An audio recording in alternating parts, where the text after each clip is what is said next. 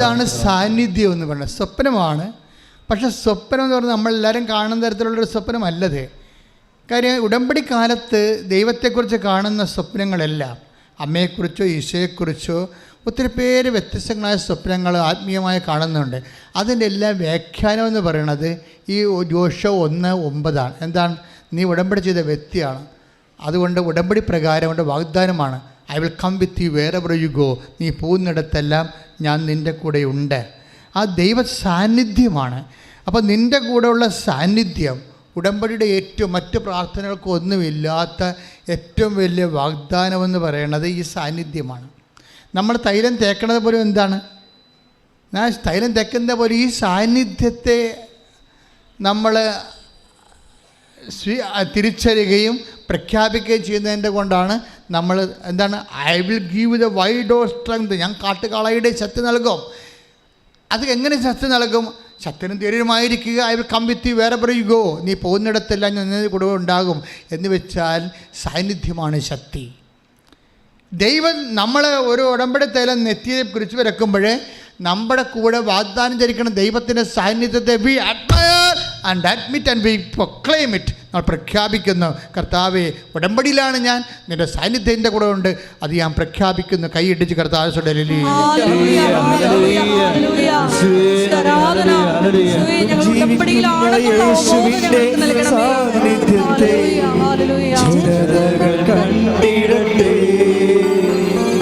ജീവിക്കുന്ന യേശുവിന്റെ സാന്നിധ്യത്തെ ജനതകൾ കണ്ടിടട്ടെ.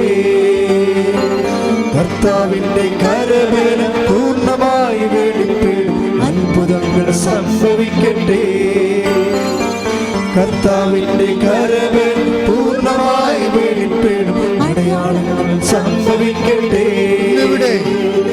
ഇന്നിവിടെ ഈ നിമിഷം ദൈവശക്തി വെളിപ്പെടട്ടെ.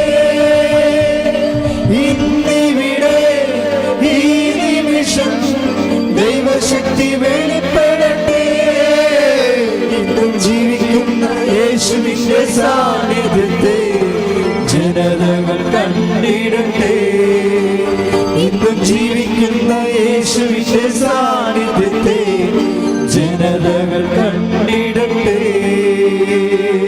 ഈ സാന്നിധ്യം, അതായത് 1:9 കൊടുത്ത സാന്നിധ്യം നമ്മൾ എന്തുകൊണ്ടാണ് ഞങ്ങളെ പാപത്തെക്കുറിച്ച് നിങ്ങളോട് അധികം സംസാരിക്കുക, ഉടമ്പടി ധ്യാനത്തിൽ പാപത്തെക്കുറിച്ച് അധികം സംസാരിക്കാറില്ല.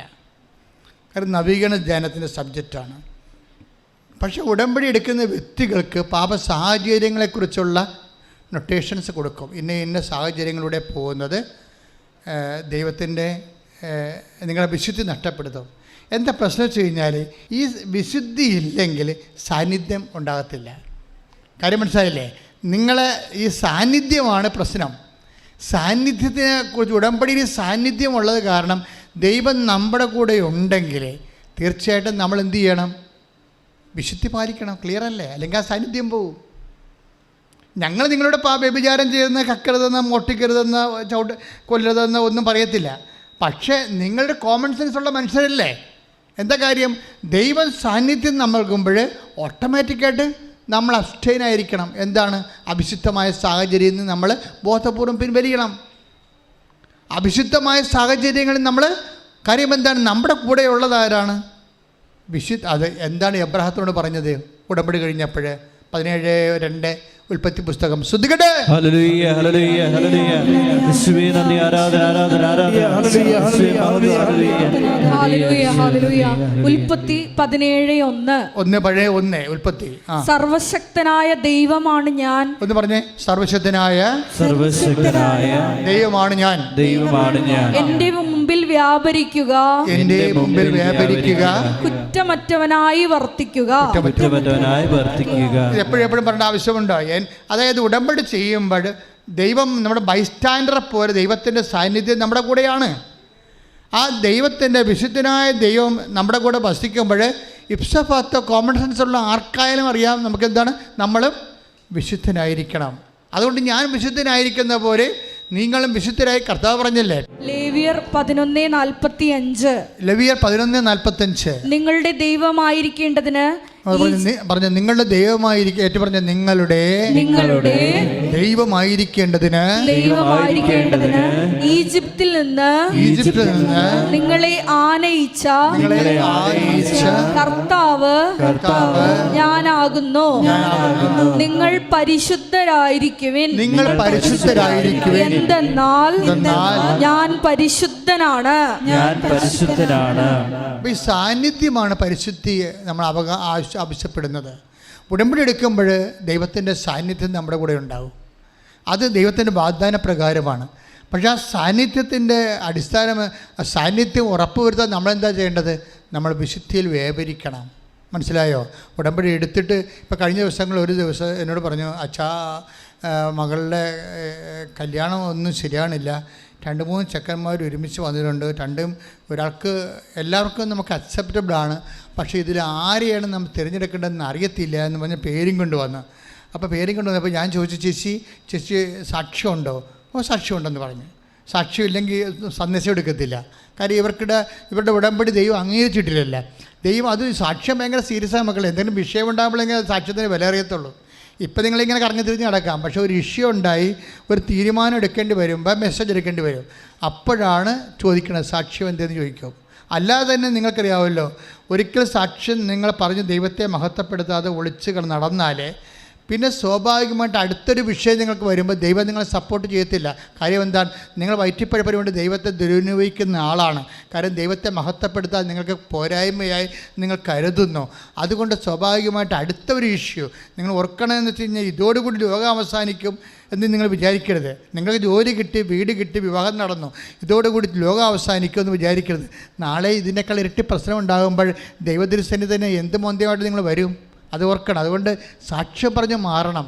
അതിപ്പോൾ ഇവിടെ അച്ഛനെ കാണാൻ വേണ്ടി തന്നെയല്ല, ദൈവദൃശ്യന് ഇനിയുള്ള കാലം കൃപയിൽ വ്യാപരിക്കാൻ ഒരു സാക്ഷ്യം ഒരു മസ്റ്റാണ്. ഇപ്പോൾ ഇവിടെ പറയാൻ പറ്റിയ ക്വാളിറ്റി ഇല്ലെങ്കിൽ ഞങ്ങൾ ഒപ്പിട്ട് തരും, അത് നിങ്ങളുടെ കയ്യിൽ ഉണ്ടാകണം. ഇപ്പോൾ ഞാൻ ചേർത്ത് ചോദിച്ച് സാക്ഷ്യം പറഞ്ഞതാണ്, സാക്ഷ്യം പറഞ്ഞില്ല, പറയാൻ ഒപ്പിട്ട് തന്നിട്ടുണ്ടെന്ന് പറഞ്ഞു. അപ്പം ഞാൻ ഒപ്പിട്ട് നോക്കി. അപ്പം നോക്കിയപ്പോൾ സാക്ഷ്യം അവർ പറഞ്ഞിട്ടില്ല, പറയാനുള്ള ക്വാളിറ്റി ഇല്ലെങ്കിൽ ഒപ്പിട്ട് കൊടുത്തിട്ടുണ്ട്. പക്ഷേ ഓർക്കേണ്ടതെന്ന പ്രശ്നം വെച്ച് കഴിഞ്ഞാൽ ഇവിടെ പറയാൻ പറ്റുന്നില്ലെങ്കിൽ പിന്നെ അത് സെക്കൻഡ് ക്ലാസ് സാക്ഷ്യമായിരിക്കും, ഉടമ്പടിയുടെ ക്വാളിറ്റി ഉണ്ടാകത്തില്ല. അപ്പോൾ പിന്നെ നിങ്ങൾക്ക് കിട്ടുന്ന സമയമൊക്കെ കുറവായിരിക്കും, ഇവിടെ കൗൺസിലിംഗ് കിട്ടുന്ന സമയം കുറവായിരിക്കും. കാര്യം നിങ്ങളത് കുറച്ചുകൂടി പിക്കപ്പ് ചെയ്ത് വരാൻ പറയും. എന്താ പ്രശ്നം വെച്ച് കഴിഞ്ഞാൽ അപ്പോഴൊരു ചേച്ചി ഓക്കെ ആണല്ലോ. അടുത്ത ചോദ്യം വന്നു. എന്താ ചോദ്യം? നിങ്ങൾ എന്നാ കുമ്പസാരിച്ചെന്ന് ചോദിച്ചു. അപ്പോൾ ഞാൻ കുമ്പസാരിച്ച് 2 മാസമായി. ഞാൻ പറഞ്ഞ് വണ്ടി വിട്ടേക്കാൻ പറഞ്ഞു. തീർന്നു, അവിടെ വെച്ച് എല്ലാം തീർന്നു. കാര്യം ഉടമ്പടി പ്രകാരം 2 ആഴ്ചയിലൊരിക്കൽ കുമ്പസാരിക്കണ്ടേ? അതല്ലേ അച്ഛൻ പറയണേ ഇവിടുന്നുണ്ട്. 2 ആഴ്ചയിലൊരിക്കൽ കുമ്പസാരിച്ച് എഴുന്നേൽക്കാൻ പറയണം. അല്ലെങ്കിൽ മാക്സിമം പോയാൽ 1 മാസം, അതിൻ്റെ അപ്പുറത്ത് പോകാൻ പറ്റത്തില്ല. ചേട്ടത്ത് 2 മാസമായി കുമ്പസാരിച്ചിട്ട്. അപ്പം പിന്നെ ഉടമ്പടിയാണെന്ന് പറഞ്ഞ് നടന്നിട്ട് കാര്യമില്ല, നിങ്ങൾ വിശുദ്ധരല്ല. അപ്പോൾ എന്താ പ്രശ്നം വെച്ച് കഴിഞ്ഞാൽ ഇത് ഭയങ്കര സീരിയസ് വിഷയമാണ്. നമ്മൾ കൂടെ കുമ്പസാരിക്കണമെങ്കിൽ നമുക്ക് കുമ്പസാരത്തിൻ്റെ ബോധമുണ്ടാകും. അതനുസരിച്ച് നമ്മൾ പാപത്തെ ഒഴിവാക്കി ജീവിക്കും. അപ്പോൾ കുമ്പസാരത്തിൻ്റെ ആ ഒരു ചൈതന്യമില്ലാത്ത നിങ്ങൾ ഒരു സമൂഹത്തിലാണെങ്കിൽ നിങ്ങൾ തന്നെ ആ മനസ്സാക്ഷിക്ക് ഒപ്പിച്ച് വിശുദ്ധിയോടെ ജീവിക്കാൻ വേണ്ടി ഉടമ്പടിക്കാർ ശ്രദ്ധിക്കണം. ഒരു സംശയമില്ല കാര്യത്തിൽ. പക്ഷേ എന്തായാൽ ഉടമ്പടി ചോദിക്കുമ്പോൾ ദൈവത്തോട് ആലോചന ചോദിക്കുകയല്ലേ. ഇതുപോലെ പ്രാക്കപ്പെട്ടൊരു മനുഷ്യൻ വന്നാൽ എങ്ങനെയാണ് ദൈവം സംസാരിക്കത്തില്ല. അതാണ് പ്രശ്നം. അതല്ലേ ഇപ്പം ലേവ്യരോട് വായിച്ചത്, ഞാൻ പരിശുദ്ധരായിരിക്കുന്നവരെ നിങ്ങളും പരിശുദ്ധരായിരിക്കാൻ പറയും. അപ്പോൾ അതൊരു വിഷയമാണ്. അത് നിസ്സാര വിഷയമല്ല. ഈ നിങ്ങളുടെ ഹെവി സബ്ജക്റ്റുകളെ കൈകാര്യം ചെയ്യണമെങ്കിൽ വിശുദ്ധി വേണം.